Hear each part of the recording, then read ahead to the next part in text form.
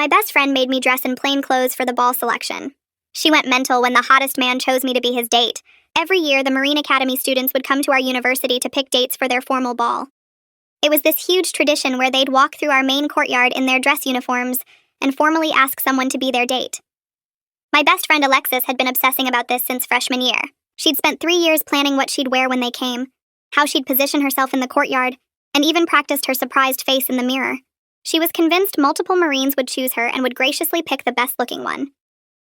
When senior year finally came, she made me wake up at 5 in the morning to do her hair and makeup. She wore this red dress that she'd bought specifically for this day and spent $200 on it. She made me wear my regular jeans and a plain shirt because she said she didn't want us to compete for attention. And besides, the Marines never picked girls like me anyway. She actually said I was the supportive friend type, not the chosen type, and I should be happy with that role. We stood in the courtyard with about 200 other girls, and Alexis positioned us right in the center where everyone could see her. When the Marines walked in, everyone went quiet. There were about 30 of them, all in their formal uniforms, and leading them was this guy who looked like he walked out of a movie. 6'3", perfect posture, and these green eyes that you could see from across the courtyard. Alexis grabbed my arm so tight she left bruises and whispered that he was hers. She began posing and flipping her hair, ensuring he'd notice her. He walked straight toward us, and Alexis stepped forward with her practiced, surprised face ready, but he walked right past her and stopped in front of me. He said his name was Colin and asked if I'd do him the honor of being his date to the Marine Ball. Alexis literally gasped out loud and tried to step between us, saying there must be some mistake. Colin politely moved around her and kept looking at me, waiting for my answer. When I said yes, he smiled and handed me a formal invitation with his contact information. Alexis stood there frozen while other Marines chose their dates all around us. Not a single one approached her. For the rest of the day, Alexis didn't speak to me. When we got back to our apartment, she finally exploded. She said I must have done something to trick him, maybe talked to him before somehow. She accused me of secretly preparing for this and pretending not to care so she wouldn't suspect. She said I knew how much this meant to her, and I deliberately stole her moment. She actually used the word stole like Colin was property she'd claimed.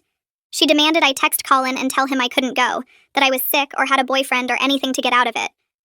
When I refused, she said I was the worst friend in the world, and that plain girls like me didn't deserve guys like Colin. She said he probably felt sorry for me or lost a bet and had to pick the ugliest girl he could find. She spent the next 2 days giving me the silent treatment while texting everyone we knew that I'd betrayed her. She told people I'd been planning this for months and deliberately sabotaged her chances. Then she did something unforgivable. She texted Colin from my phone while I was in the shower. She told him I'd changed my mind and didn't want to go with him, that I'd only said yes to be polite, but I wasn't interested in military guys. She deleted the conversation so I wouldn't see it. When Colin didn't text me for 3 days, I thought he'd changed his mind until his roommate reached out asking why I'd been so cruel in my rejection. That's when I found out what Alexis had done. I contacted Colin immediately and explained everything. He was relieved because he'd actually been really excited about taking me.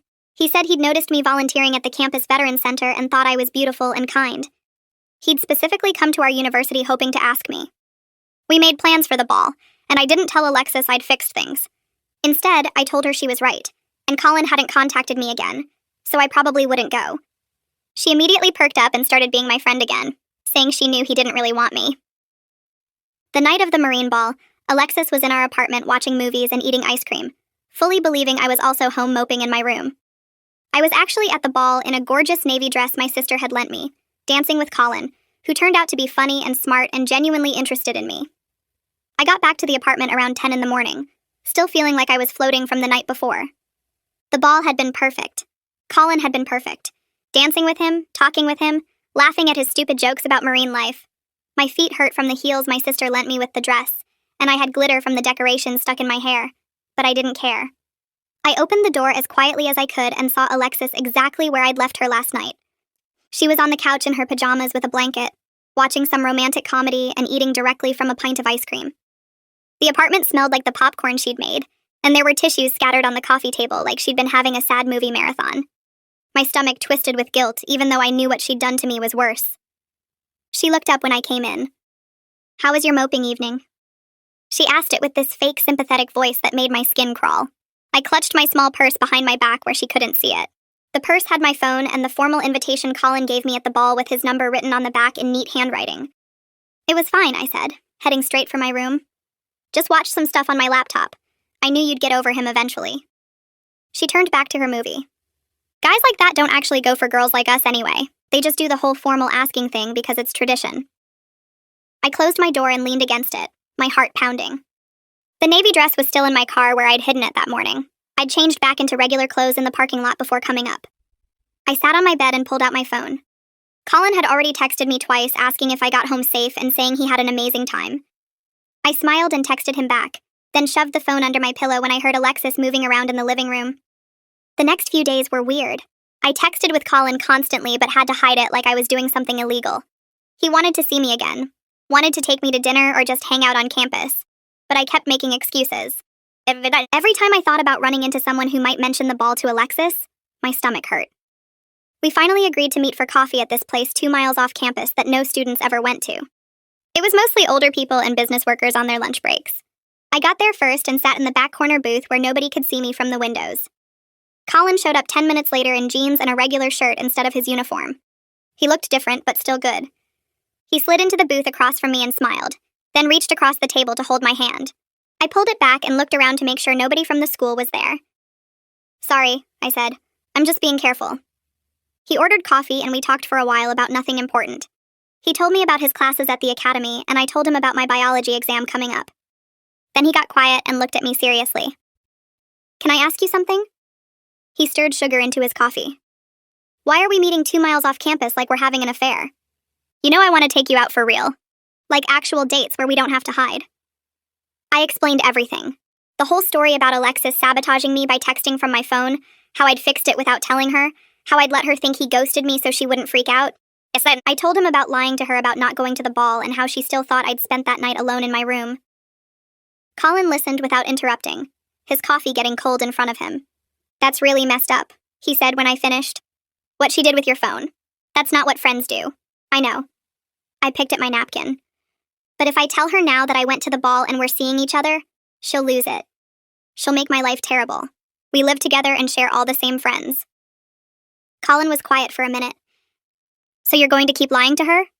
For how long? I don't know. Until I figure out what to do. He reached across the table again, and this time I let him take my hand. I get it. Toxic friendships are hard. I had a buddy at the academy who was like that. Always competing with me, always making me feel bad about myself. But here's the thing. You're letting Alexis control your life even though she doesn't know she's doing it. You're hiding and sneaking around, and that's not fair to you. Or to me, honestly. That hit me harder than I expected. He was right. I was still letting Alexis dictate what I could and couldn't do, just like I had been for 3 years. I just nodded and stared at my coffee. A week after the ball, Colin texted me saying his sister was visiting campus for the day. Her name was Margot, and she was 2 years older than him, worked as a teacher in the next state over. He really wanted me to meet her and suggested lunch at the student union. I almost said no because the student union was right in the middle of campus where everyone ate, but something about the way he asked made me agree. I met them at noon. Margot had the same green eyes as Colin but darker hair, and she hugged me like we'd known each other forever. We got food from the cafeteria line and sat at a table by the windows. I kept looking around nervously, expecting to see Alexis or one of our mutual friends. Colin says you two had a great time at the ball, Margot said, biting into her sandwich. He wouldn't shut up about you for weeks before it. Really? I looked at Colin and he shrugged with this embarrassed smile. I told her about volunteering at the Veteran Center. He'd noticed me there months ago, apparently. Margot listened and asked questions about my major and my plans after graduation. She was easy to talk to, the kind of person who made you feel comfortable right away. Then she noticed me checking the entrance again. You okay? You seem nervous. I explained the Alexis situation, the whole thing from the beginning to now. Margot's expression changed as I talked, going from interested to concerned to almost angry. Let me get this straight, she said when I finished. This girl made you dress down so you wouldn't compete with her. Then when a guy chose you anyway, she sabotaged you and has spent years making you feel like you're not good enough. And you're still protecting her feelings? When she said it like that, it sounded insane. I know it's complicated. It's not complicated. Margot put down her fork. Real friends don't spend years making you feel less than. They don't manipulate you or tear you down. And honestly, sometimes the trash takes itself out. You just have to let it go. Colin nodded in agreement. I sat there feeling like they'd both just said something obvious that I'd been refusing to see. We finished lunch and I walked out with them, and that's when I ran into Dominic from my dorm building. He was with his girlfriend Sarah, both of them heading into the union as we were leaving. Hey! Dominic grinned when he saw me. You looked amazing at the ball the other night. I didn't know you and Colin were together. My stomach dropped. I could feel Colin and Margot both looking at me, waiting to see what I'd say. Sarah nodded enthusiastically and said something about how cute we looked dancing together. Thanks, I managed. Can you maybe not mention it to anyone, though? It's kind of private. Dominic looked confused. Why would it be private? Everyone thought you guys looked great together. Half the people there were talking about it. I just would appreciate it if you didn't bring it up. Please. He shrugged. Okay, sure. Whatever you want. But it's not a secret. Like, people were posting pictures and everything. They walked into the union and I stood there feeling sick. Colin touched my arm gently. It's going to come out eventually, he said. You know that, right? I knew. I just wasn't ready for it yet. 2 days later, I was sitting in my biology lecture trying to focus on cellular respiration when my phone started buzzing in my bag. I ignored it at first, but it kept going. Buzz after buzz after buzz. I pulled it out under my desk and saw 12 texts from Alexis. My hands started shaking as I opened them. The first one just said, "What the fuck?" The second one was a screenshot of an Instagram post from someone at the ball. It was a group photo and I was visible in the background in my navy dress, Colin's arm around my waist. We were both smiling. The photo was tagged with both our names. The next 10 messages got progressively angrier. She asked why I lied, called me a snake, said she couldn't believe I'd betrayed her like this. The last one just said we needed to talk immediately. I couldn't focus for the rest of class. The professor's voice became background noise while I stared at my phone, watching the messages keep coming. By the time class ended, there were 20 texts. I walked back to the apartment slowly, taking the long way, knowing what was waiting for me. Alexis was standing in the living room with her arms crossed when I opened the door. Her face was red and her eyes looked wild. Why did you lie to me? She didn't even say hello. You went to the ball. You went with Colin, and you let me think you stayed home feeling sorry for yourself. I tried to explain. I told her about finding out she'd texted him from my phone, about fixing things with him, about being scared of how she'd react. But she talked over me before I could get 3 sentences out. You deliberately humiliated me. You snuck around behind my back and made me look stupid to everyone who knew the real story. Do you know how many people must have seen you there and then watched me talk about how Colin didn't want you? You're the one who texted him from my phone. My voice got louder. You sabotaged me first, because you stole my moment. She was yelling now. You knew how much that ball meant to me. You knew I'd been planning for it for 3 years. And you just took it. I didn't take anything. Colin chose me. That's not something you can steal. The argument went on for 20 minutes. She kept saying I'd been plotting against her since the beginning, that I must have contacted Colin beforehand to arrange the whole thing. She called me a snake and a fake friend. She said I'd been pretending to be supportive while stabbing her in the back. I tried to stay calm, but finally I lost it. You sabotaged me first, I said again. You texted Colin from my phone and told him I didn't want to go. You deleted the messages so I wouldn't know.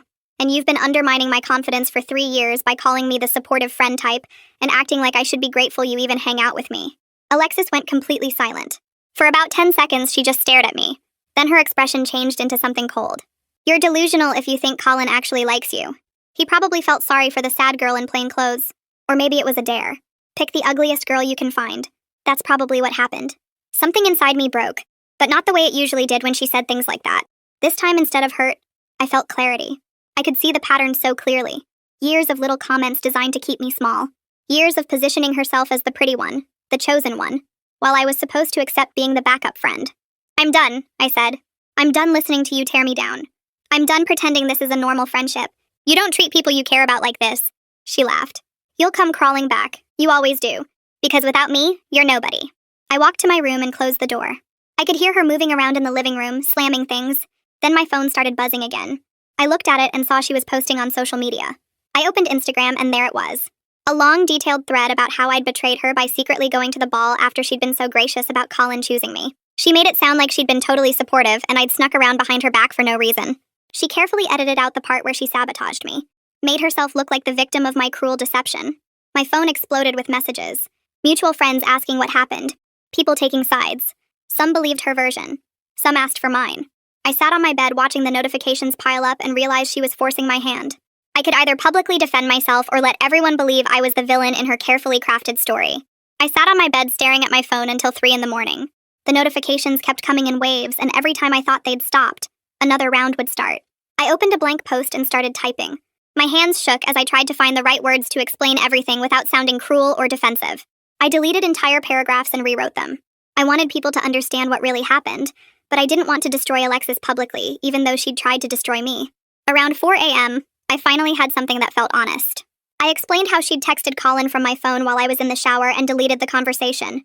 I attached screenshots showing the message she'd sent pretending to be me and the timestamp proving I was showering when it was sent.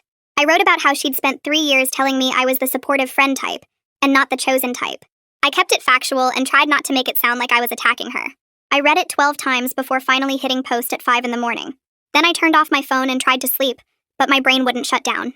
When I woke up 3 hours later, my phone had exploded with responses. Some people were shocked about the text message Sabotage and said they couldn't believe Alexis would do something like that. Others commented that I still shouldn't have lied about going to the ball, and that deceiving her made me just as bad. A few mutual friends said we were both being dramatic over a guy and needed to grow up. One girl I barely knew wrote a long comment about how this whole situation was toxic, and we both needed therapy.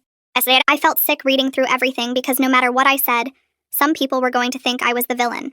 My phone rang around 2 that afternoon and Colin's name appeared on the screen. I almost didn't answer because I was embarrassed about the whole mess being so public. He asked if I was okay, and his voice sounded angry but not at me. He said he'd seen everything on social media and couldn't believe Alexis had sabotaged me like that. He asked why I hadn't told him about all the other stuff she'd said over the years about me being the supportive friend type. I explained that I'd gotten so used to her comments that I didn't even recognize them as put-downs anymore. Colin got quiet for a moment and then told me about his former best friend from high school who constantly competed with him over everything.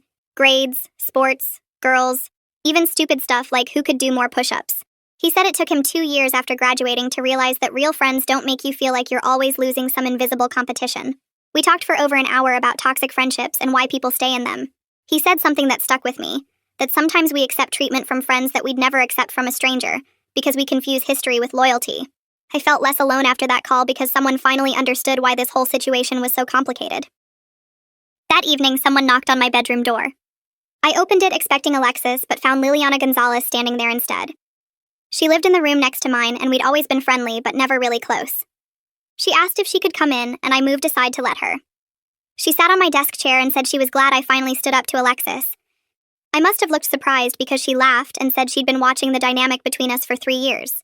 She told me Alexis treated me badly, and she'd wanted to say something before, but didn't want to cause drama. She said she'd seen how Alexis always positioned herself as the pretty one, and made subtle comments that kept my confidence low. She offered to be a witness if I needed to talk to housing about the hostel living situation. I thanked her and felt grateful because I usually kept to myself, and didn't realize anyone had noticed what was happening. She hugged me before leaving and said real friends build you up instead of tearing you down. The next week was exhausting. Our mutual friend group basically split into factions. Some people sided completely with Alexis and stopped talking to me in the dining hall. Others thought her text message Sabotage was worse than my deception, and made a point to sit with me instead of her. Most people just seemed tired of the whole situation and avoided both of us. I lost a few friends I'd had since freshman year who believed Alexis's version that I'd been plotting against her from the beginning. But I also got closer to people like Liliana and Dominic who told me they'd always thought something was off about how Alexis treated me. Dominic pulled me aside one day and said he'd watched Alexis manipulate situations for years, and was relieved I finally saw through it. The social fallout felt like middle school drama, but it was real, and it hurt losing people I'd considered friends. Living in the same apartment with Alexis became unbearable. We barely spoke except when absolutely necessary. She'd make pointed comments about fake friends whenever I walked through the living room. She'd turn up the TV volume when I was trying to study. She'd leave her dishes in the sink for days, knowing it bothered me. I started spending most of my time at the library or at Colin's place just to avoid being home. I went to the housing coordinator's office and explained the situation. The coordinator was sympathetic and said I could request a room change for spring semester, but nothing was available until then. She told me I was stuck in this hostile environment for another 6 weeks. I counted down the days on my calendar and tried to stay out of the apartment as much as possible. Colin invited me to a Marine Academy event 3 weeks after everything blew up. I was nervous about meeting more of his friends because I worried they'd heard about the drama. But when we arrived, everyone was welcoming and treated me like I belonged there. Colin introduced me to Declan Knight, one of his closest friends from the academy. Declan's date was friendly and mentioned that Colin had talked about me for weeks before the ball selection. She said he'd been planning how to ask me and was worried I might say no. I looked at Colin and he smiled and squeezed my hand. Being around people who didn't know about the Alexis situation and just saw me as Colin's girlfriend felt incredibly refreshing. No one was judging me or taking sides. They just accepted me as part of the group. Declan's date also said Colin had told everyone I volunteered at the Veterans Center, and that's what first caught his attention. Hearing that made Alexis's claims that he felt sorry for me seem even more ridiculous. I was making coffee in the apartment kitchen one morning when Alexis walked in. We'd been avoiding each other for 3 weeks, and the sudden proximity made me tense. She stood there for a moment and then said we needed to talk like adults. I cautiously agreed and turned to face her. She said she'd been thinking about everything, and she was sorry for texting Colin from my phone. My hope lifted for a second until she immediately added that I still shouldn't have lied about going to the ball. She said we both made mistakes, but mine was worse because I deliberately deceived her.